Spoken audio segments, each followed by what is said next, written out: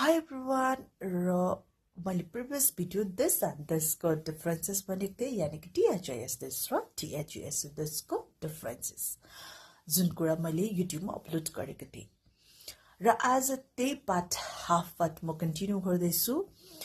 आजको टपिक छ that and those।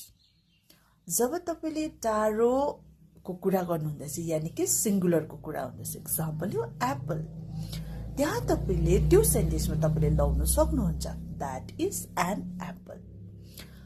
जहाँ तपाईले टाढो छ धेरै कुरा गर्नुहुँदैछ यानी कि धेरै एप्पलको कुरा गर्नुहुँदैछ, त्यो सेन्टेन्समा तपाईले लाउन सक्नुहुन्छ those are apples। those किनभने those means plural, that means singular। So प्रिभियसमा मैले के भनेको थिएँ, this THIS this means singular, THES this plural हो। अनि यो भिडियो चाहिँ कसको लागि बनाइदिएको भने जसलाई चाहिँ एकदमै बेसिक लर्न गर्न चाहन्छ, सिक्नु चाहनुहुन्छ यानी सेन्टेन्स फ्रेम गर्न चाहनुहुन्छ, जसलाई चाहिँ एकदमै बेसिकको जरुरत छ, उहाँको लागि चाहिँ मैले यो कन्टेन्ट बनाइदिएको हो।